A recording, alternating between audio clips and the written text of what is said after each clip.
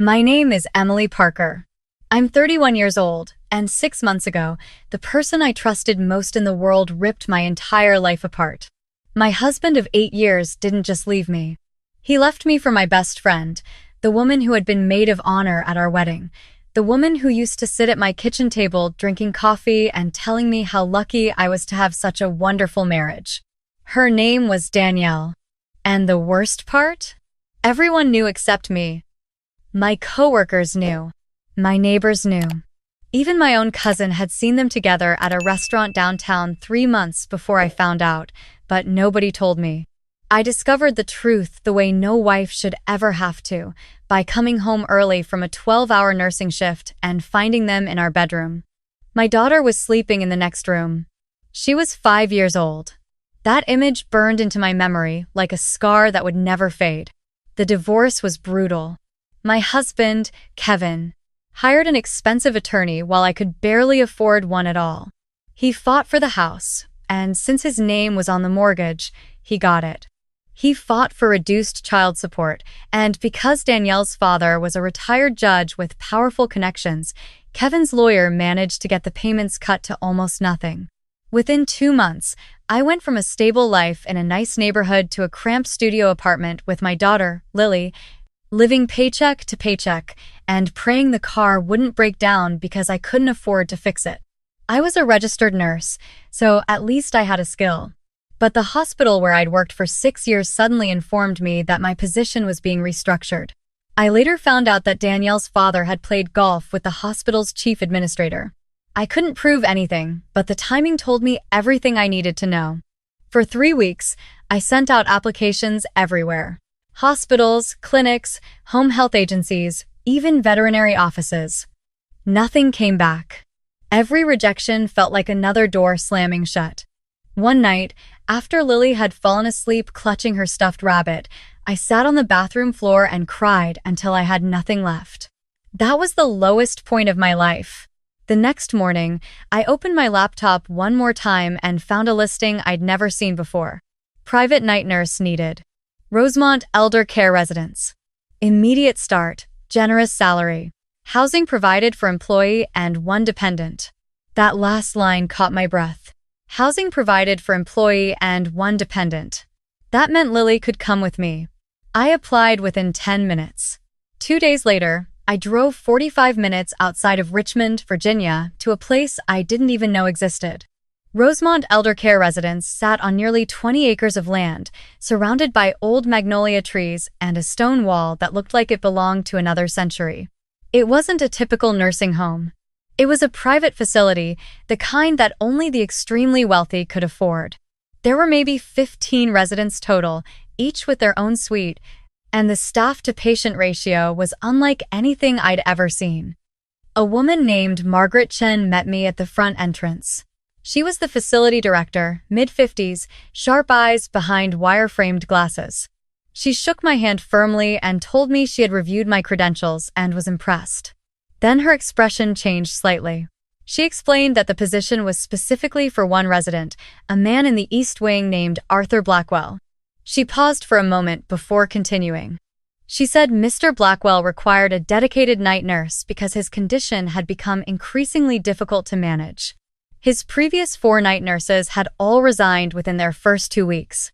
I asked what his condition was. Margaret folded her hands carefully and explained that Mr. Blackwell was 82 years old and had once been one of the most successful real estate developers on the East Coast. Over the past year, his mental state had deteriorated severely. He experienced episodes of extreme agitation, confusion, paranoid outbursts, and occasional violence toward staff. She looked at me directly and asked if that was something I was prepared to handle. I thought about Lily. I thought about the housing that came with this job, a small 2-bedroom cottage on the facility grounds where my daughter could sleep safely while I worked the night shift just 200 feet away. I thought about the salary, which was nearly double what I'd made at the hospital. And I thought about the fact that no one else had called me back. I told Margaret I was ready.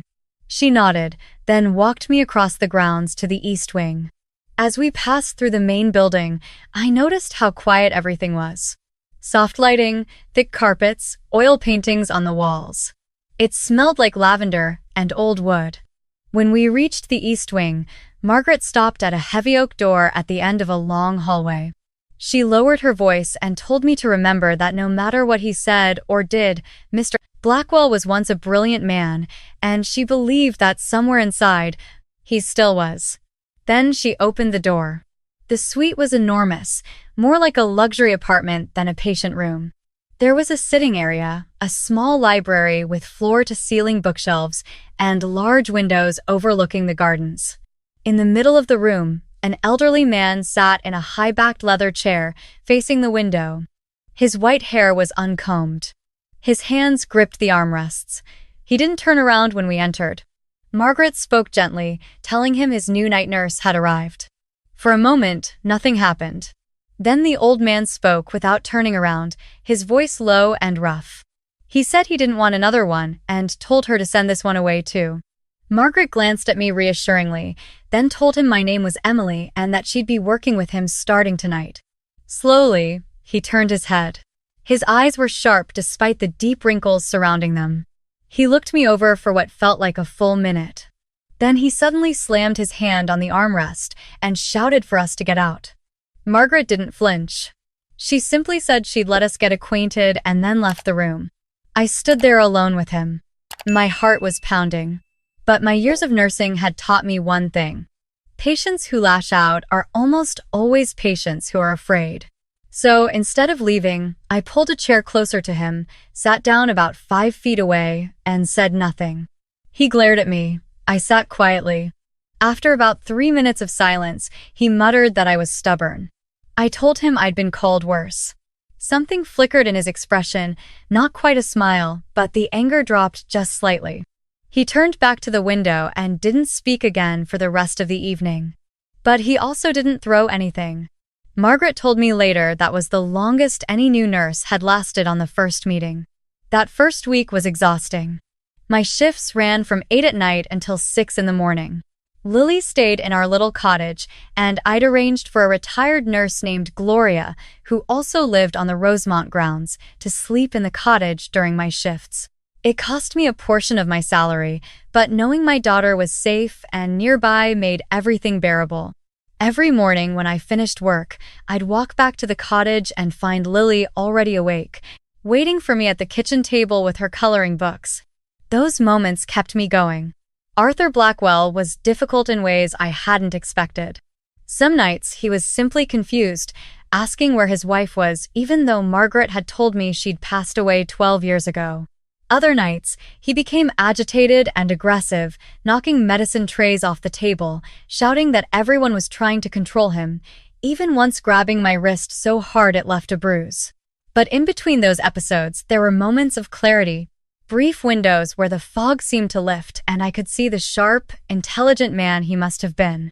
During those moments, he would sometimes talk about his life, about the buildings he'd designed, the company he'd built from nothing, the daughter he said he loved more than anything. His daughter. Her name was Danielle Blackwell Whitmore. The first time he said her full name, I didn't react. My brain simply refused to process it.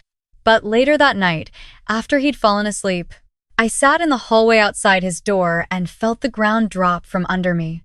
I pulled out my phone with shaking hands and searched the name. And there it was. Danielle Blackwell Whitmore, daughter of Arthur Blackwell, real estate mogul, married to Kevin Whitmore. Kevin Whitmore, my ex-husband. The woman who had destroyed my marriage was the daughter of the man I was now caring for every night.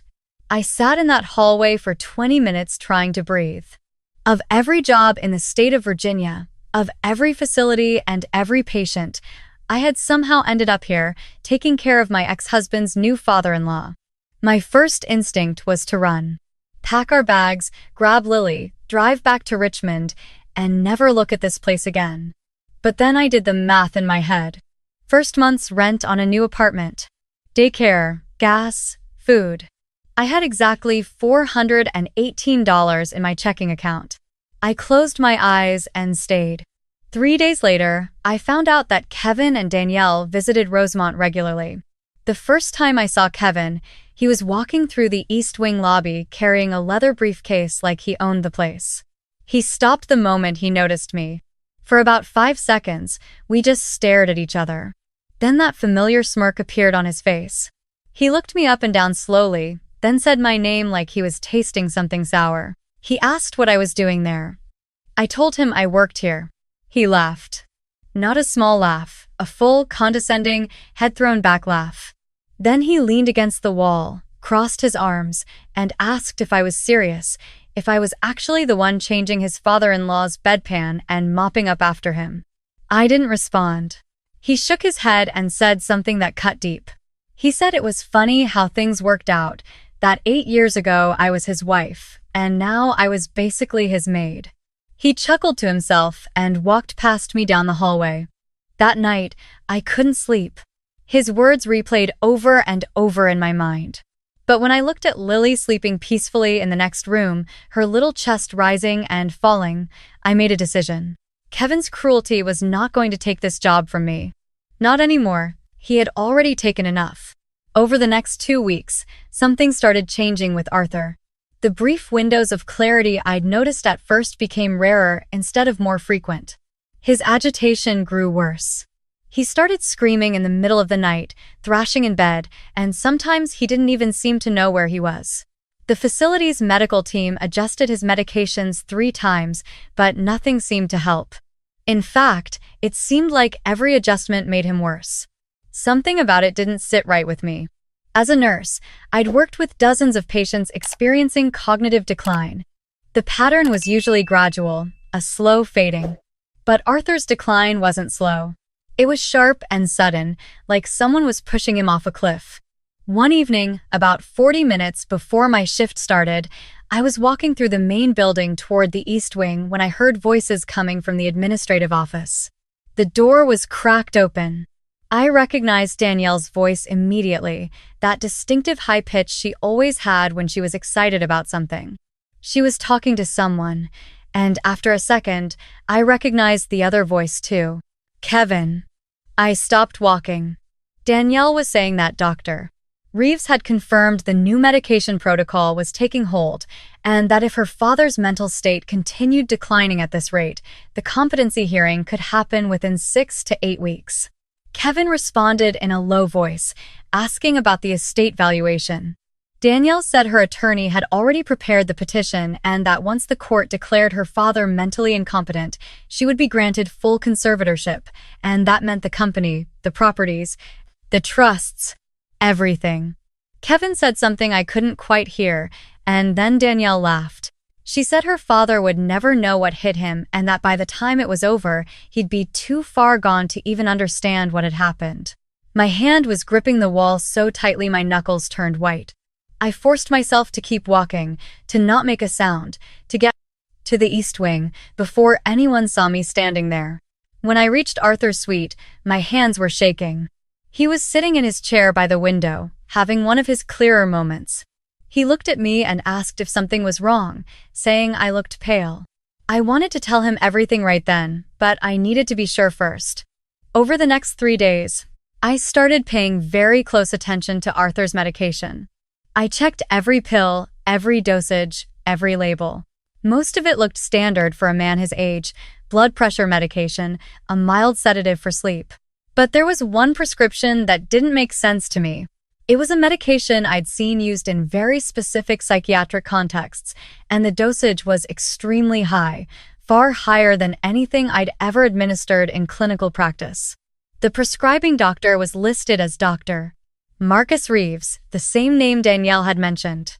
I spent my next day off at the Richmond Public Library, where I used the computers to research Dr. Reeves. What I found made my stomach turn. He'd had his license suspended 3 years ago in Maryland for overprescribing controlled substances. It had been reinstated after an appeal, but there were still complaints pending with the Virginia Medical Board. This was the doctor managing Arthur's care. That night, during one of Arthur's clear moments, I sat beside him and asked if I could speak honestly with him. He looked at me carefully and said he'd prefer that to the usual cheerful nonsense everyone else gave him. I asked him if he remembered what his mind felt like a year ago compared to now. His expression changed immediately. The defensive anger dropped away, and underneath it, I saw something I recognized from my own reflection 6 months earlier. Fear. Pure, raw fear. He said that a year ago he could read a financial report and understand every line, that he could hold a conversation for hours, play chess, remember every deal he'd ever made. And now some mornings he couldn't remember the name of the nurse who had just brought him breakfast. He paused and then said something very quietly. He said he didn't think it was natural. He said something was being done to him. My heart broke for him. I leaned forward and told him I believed him, and that I thought someone was deliberately making his condition worse through his medication. He stared at me for a long time. Then his eyes filled with tears, and he said something that shattered me. He whispered that his own daughter was trying to erase him while he was still alive. I reached out and held his hand. It was the first time he'd let anyone touch him gently since I'd started working there. That night, we made a decision together. The plan required patience, and it required secrecy. I contacted a former colleague from the hospital, a pharmacist named David Park, whom I trusted completely. I asked him to analyze the medication Arthur was being given. David confirmed what I suspected. The psychiatric medication, combined with the high dosage, was essentially designed to accelerate cognitive decline. It wasn't technically a poison, but its effect was the same. A slow, deliberate destruction of a man's mind. David was horrified and immediately helped me develop an alternative medication plan using standard, appropriate treatments for a man of Arthur's age and baseline health. The challenge was switching the medications without anyone noticing. I started by reducing the harmful dosage gradually, replacing it with the correct medication David had prepared. The change had to be slow enough that the decline appeared to continue naturally to anyone watching from the outside. At the same time, I began documenting everything. I photographed pill bottles, recorded dosage schedules, saved copies of Dr. Reeves's prescriptions, and kept a daily log of Arthur's symptoms and behavior. Every piece of evidence went into a locked folder on a USB drive that I kept hidden in the lining of Lily's diaper bag, the last place anyone would ever think to look. For the next 3 months, Arthur and I lived a double life. Behind the closed door of his suite, his mind was slowly returning. Within the first 3 weeks, the fog began to lift. He started remembering names, dates, details of his business empire. He read books again. He asked me questions about my life, about Lily, about what had happened with Kevin. When I told him the full story, he went quiet for a long time. Then he said Kevin had always reminded him of a man who smiled while he was stealing from you, and that Danielle had unfortunately inherited her late mother's beauty but none of her character. By the end of the 2nd month, Arthur was mentally sharp again. His speech was clear, his reasoning precise, and sometimes during our late-night conversations, I caught glimpses of the formidable businessman he'd once been. He started making phone calls on a prepaid phone I'd bought him, reconnecting with a trusted attorney named William Chen, no relation to Margaret, who had been Arthur's personal lawyer for over 30 years but had been pushed out when Danielle took control of the family's legal matters. But every time Danielle or Kevin visited, Arthur transformed. He played the role perfectly. He would stare blankly at the wall, mutter incoherently, knock over glasses of water, and sometimes shout at invisible people in the corners of the room. It frightened me how convincing he was. After one particularly dramatic performance during which he threw a pillow at Kevin and screamed about strangers in his house, Danielle turned to Kevin in the hallway and said it was worse than ever and that Dr. Reeves said they could move up the hearing to next month. Kevin smiled and said he'd already been looking at properties in the Cayman Islands. They walked away laughing, and I stood in the doorway watching them go, feeling a cold, steady anger building inside me. Meanwhile, Lily was thriving. She loved the Rosemont grounds, running between the magnolia trees and feeding the ducks on the small pond behind the main building. Gloria adored her and often made her breakfast before I got back from my shift. On Sunday mornings, Arthur started asking me to bring Lily to visit. The first time she walked into his suite, she looked up at this old man in his leather chair and said he had nice hair. Arthur laughed. It was the first time I'd heard him laugh in months. A real laugh, deep and warm and full of something I could only describe as joy. After that, Lily visited every Sunday. She called him Grandpa Arthur, and he never once corrected her. 3 months and 11 days after I started working at Rosemont, Danielle scheduled the competency hearing.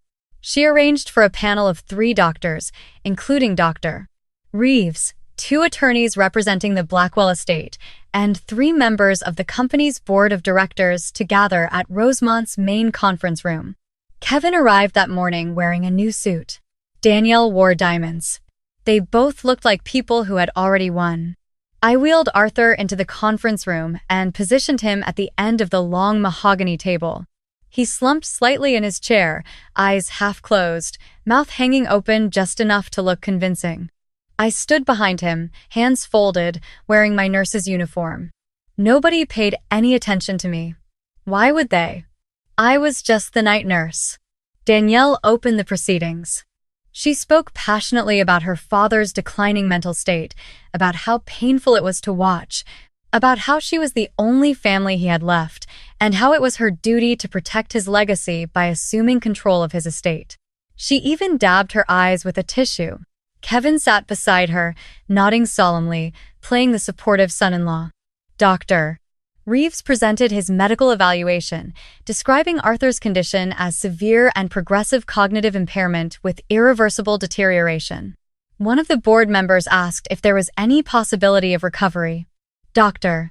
Reeves shook his head confidently and said that based on his professional assessment, the patient's condition would only continue to worsen. There was a brief silence in the room. Danielle's attorney stood up to present the conservatorship petition. And then Arthur sat up. Not slowly, not shakily. He straightened his back, lifted his chin, and opened his eyes fully. The room went absolutely still. He placed both hands flat on the table and said, in a voice as clear and strong as a courthouse bell, that he had a few things he'd like to say before anyone signed anything. Danielle's face went white. She whispered his name. Kevin's jaw dropped. Dr. Reeves leaned back in his chair like the table had suddenly become electrified. Arthur looked around the room calmly. He addressed the board members by name, each one of them, asking Henry if he still played golf on Thursdays, asking Patricia if her grandson had gotten into UVA yet. The board members stared at him in shock. Then Arthur turned to Danielle. His voice didn't rise. It stayed steady and controlled, which somehow made it more devastating. He told her that, for the past year, she and her husband had been administering medication through Dr. Reeves' design to destroy his mind so that she could be declared his legal guardian and take control of his entire estate. He said he knew this because his night nurse, the woman standing behind him right now, had discovered the truth, had replaced the harmful medications, had documented every prescription, every conversation, and every lie. The room erupted. Danielle jumped to her feet, shouting that it wasn't true and that he was delusional. Kevin's face cycled through 3 emotions in about 2 seconds: shock, terror, and rage. He pointed at me and yelled that I was a disgruntled ex-wife and that nobody should listen to anything I said. Arthur raised one hand, and somehow the room went quiet again. He nodded to William Chen, who had entered through a side door and was now standing with a briefcase and a folder thick enough to be a small novel.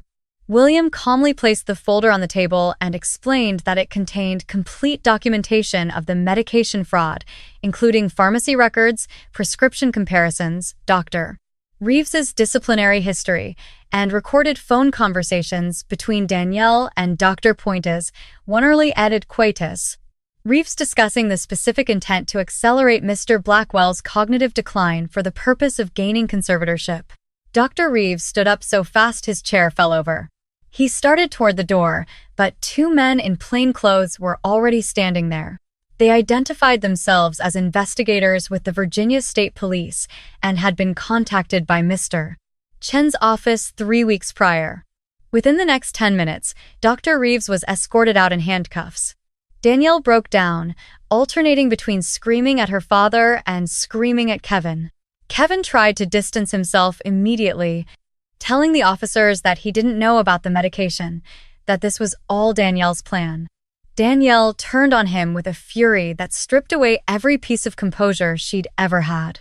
She screamed that the whole thing had been his idea from the beginning, that he was the one who had found Dr. Reeves, that he was the one who had pushed her to do it. The officers took detailed notes of everything both of them said. Then they were both placed under arrest and let out through the facility's back entrance to avoid disturbing the other residents. Kevin walked past me on the way out. He stopped for just a second, and I saw something in his eyes I had never seen before. Not anger, not contempt. Fear. Real, genuine fear. And behind it, the slow dawning realization that he had lost everything. He didn't say a word, he just walked on. After they were gone, the conference room was quiet for a long time. The board members sat in stunned silence. William Chen began collecting documents. I stood behind Arthur's chair with my hands trembling slightly, the adrenaline finally catching up with me. Then Arthur turned his wheelchair to face me. His eyes were wet, but his expression was firm. He told the room that this woman had come to Rosemont with nothing, that she was a single mother who had been betrayed by the same people who had tried to betray him, and that she had every reason to walk away or even to take satisfaction in watching his family tear itself apart. But instead, she chose to help him.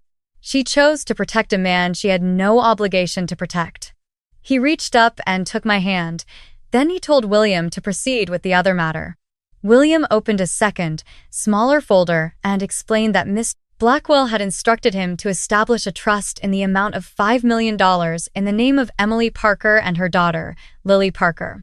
The trust would also include full ownership of the cottage on the Rosemont grounds and guaranteed educational funding for Lily through postgraduate studies.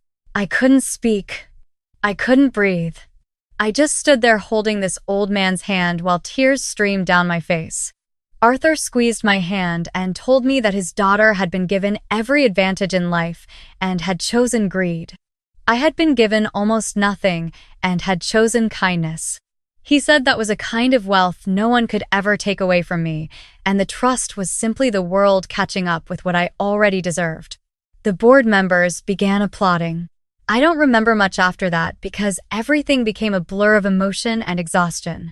That evening, I walked back to the cottage and found Lily sitting at the kitchen table with Gloria, drawing a picture of a house with a big tree and two stick figures holding hands. She looked up and asked why my eyes were red. I told her I was just really happy. She said she was happy too because Grandpa Arthur had promised to teach her chess.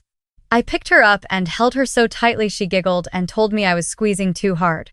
That night, I sat on the edge of her bed and watched her sleep. 6 months ago, I had been on a bathroom floor with nothing, no home, no job, no hope. And now, in the most unlikely place in the world, in a facility where I'd been hired to care for a man everyone had given up on, my life had changed completely. Kevin was indicted 3 months later on charges of elder abuse, fraud, and conspiracy.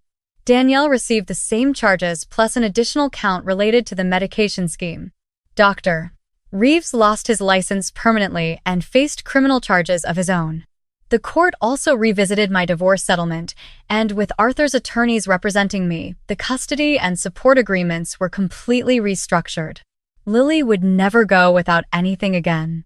Arthur lived another 2.5 years after that day. Good years. Clear years. He taught Lily chess, just like he'd promised, and she beat him for the first time when she was 7. He cried when it happened, not because he lost, but because he said it proved his mind was still sharp enough to teach someone how to think. When he passed away peacefully in his sleep at 84, his revised will left the bulk of his estate to a foundation for elder care reform. He left me a handwritten letter that I keep in a frame on my bedroom wall.